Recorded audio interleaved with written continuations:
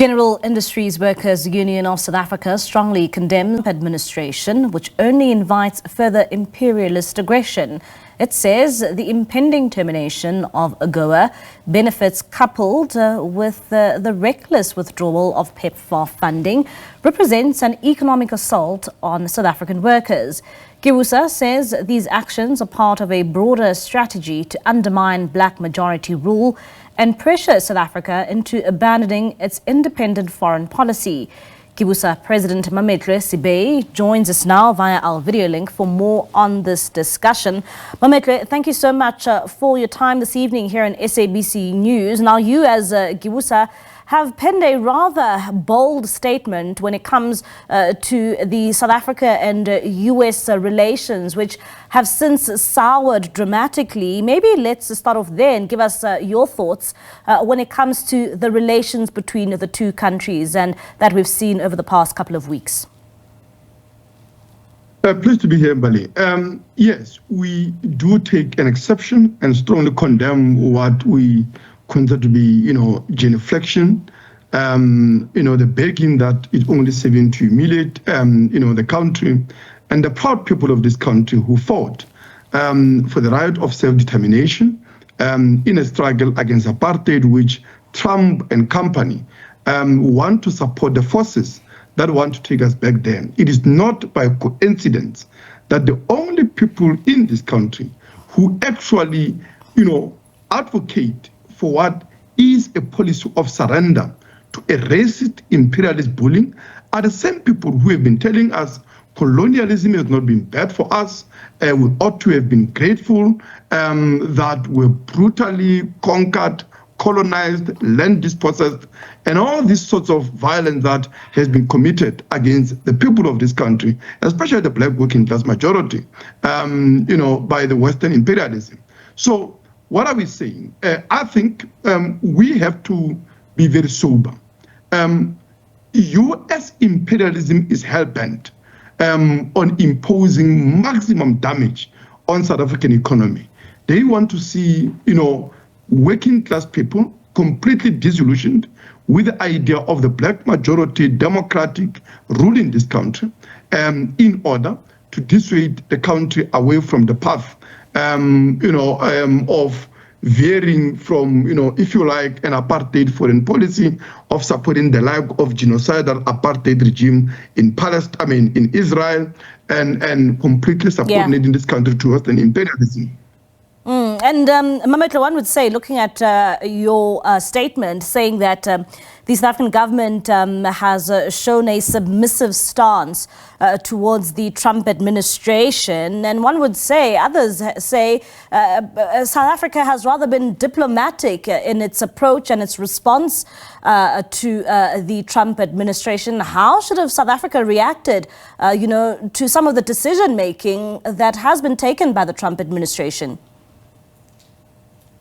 Well, it's not a message you are getting from the South African regime. In actual fact, the impression they are creating is that if only we back a little bit more, the relation can improve.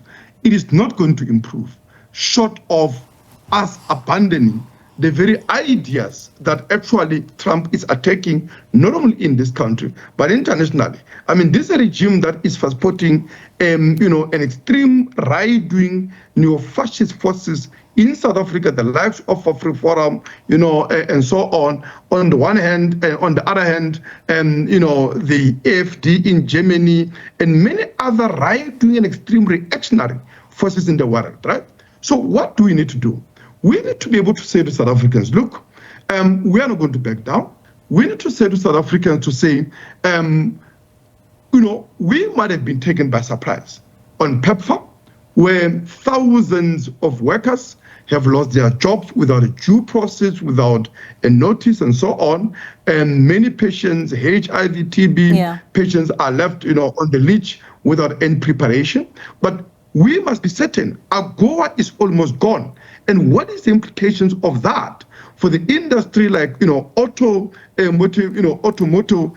industry that is enjoying a duty-free, access to American markets, the smelted metals, the agricultural production, but more than that, what is the future for the workers whose jobs are on the line if these industries are actually not saved. And talking about workers and some of your members, you are saying that, the AGOA deal, is on the verge of collapse. We should kiss it goodbye already. There are issues as well that we saw with PEPFAR. And when it comes to these decisions which have been taken or some are still to be taken by the Trump administration, how will it affect ordinary South Africans, and particularly the people that you represent, the workers under GIWUSA? Look, I mean, let's just look already what has happened, right? Approximately 15,000 jobs in the health sector have lost their employment because of the cut in the 440 million US dollar aid. That is 20% of South Africa's AIDS-related spending in this country. It is estimated over 600,000 people will have an early death if the government does not come to the party. And when you look at the South African government budget, actually it cuts spending on health instead of ramping it up to basically compensate for this particular loss. So that's a problem. What do we do about AGOA? Reality is that lots of the production in automotive industry, in the smelted metals, is geared towards these markets in the US where these industries are enjoying a duty-free, access. What do we need to do? It's not all doom and gloom, right? In actual fact, when you look at the arrangement in the auto industry, as an example, right? This is an industry that is monopolized by the US and its allied cooperations from Germany, from Japan, and all of that. And it's the same thing with smelting, which is mainly Australian companies and so on, that are heavily subsidized by South African fiscal, fiscals, for what? For the profits of this multinational. We need to take these industries into public ownership, repurpose them to provide a manufacturing of transport, public transport, metro rails, metro buses, trams, and many other public transport need for the people of this country. In the real manufacturing, which not only entails us saving the jobs that are on the line today, but actually creating many jobs, because at the moment, that industry is more of an assembly than real manufacturing. So we'll expand the supply chain and create many more jobs if only we have a bold program of nationalization, public ownership, and public planning of that industry in the interest of the people and the workers in that industry.